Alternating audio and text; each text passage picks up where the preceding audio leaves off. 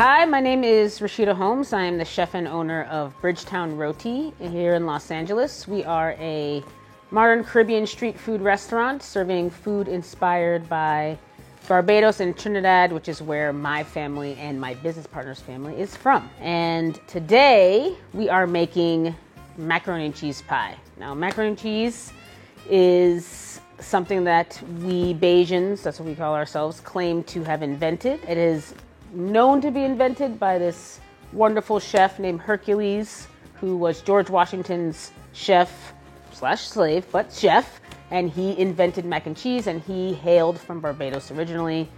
Ipso facto, we own mac and cheese. So that is why we're making mac and cheese pie. In the Caribbean, we like to bake our mac and cheese, and we're doing this for Thanksgiving because my entire life we had mac and cheese instead of mashed potatoes at Thanksgiving.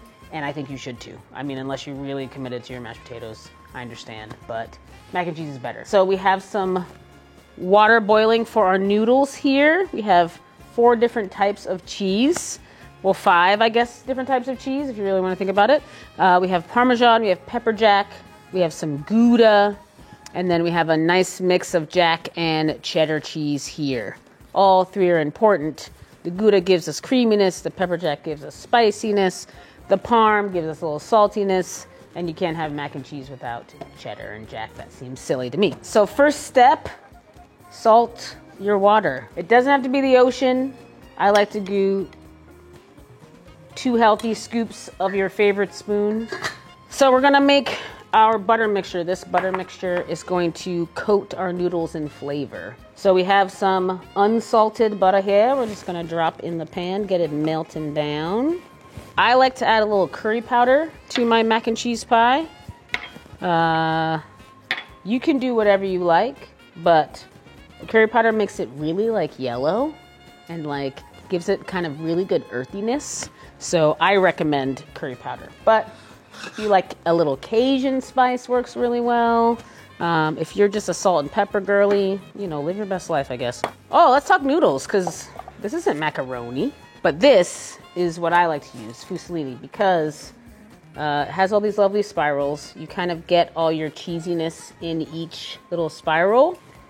I'm gonna drop those in. Always give it a stir.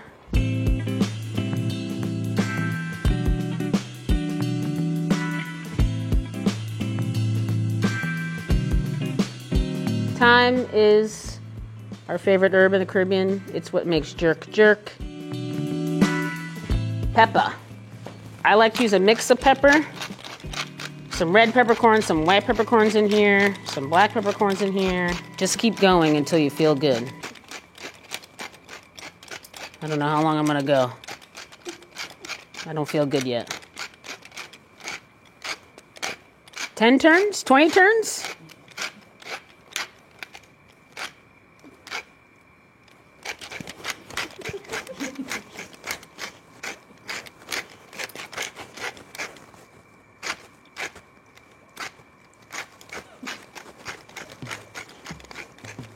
Okay, I feel good. I think the thing that makes great macaroni and cheese is, 1, not sticking to one cheese, because why? You're making macaroni and cheese, you should play around with your cheeses. There's so many. And then the other part is, like, season your noodles. The reason why we do this butter mixture is because we want the noodles to have their own flavor. They're part of this dish.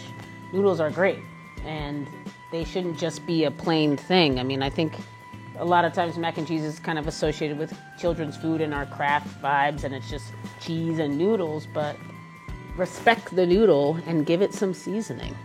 And I think you'll find just those little bit of steps will turn your mac and cheese from sort of kind of like craft to something that your family demands that you make.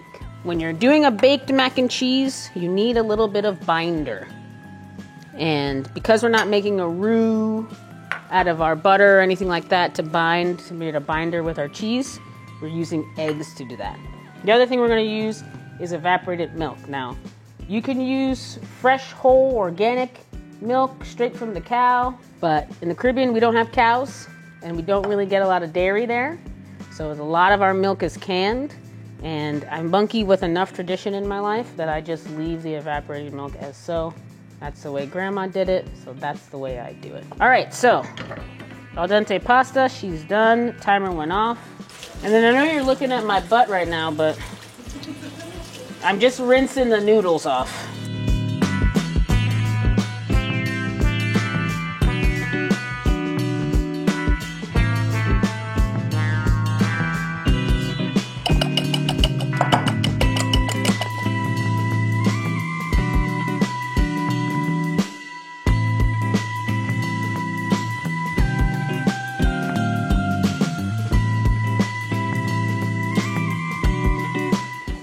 Really want to get them in there.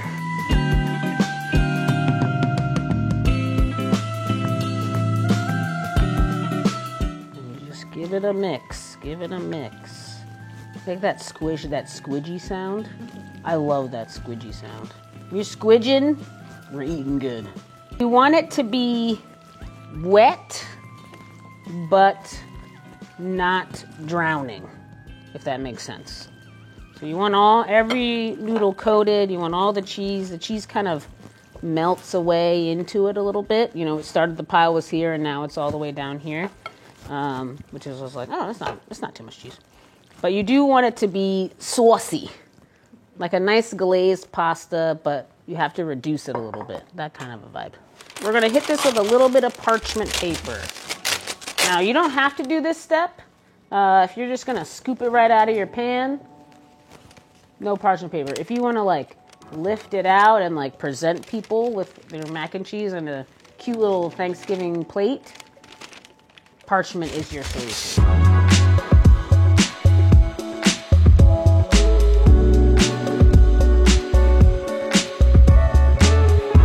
Add a middle layer, like we're making mac and cheese lasagna.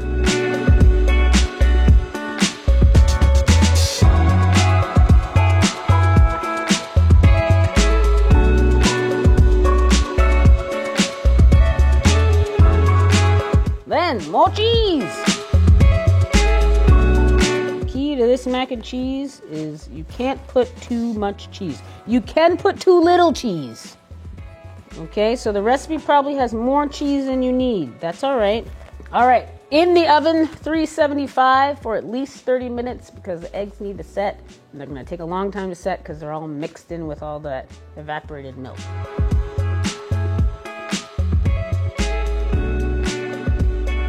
So we have our mac and cheese. As you can see, she's nice and bouncy.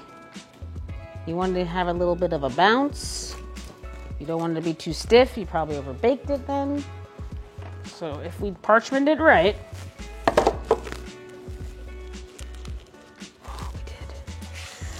did. Looking great.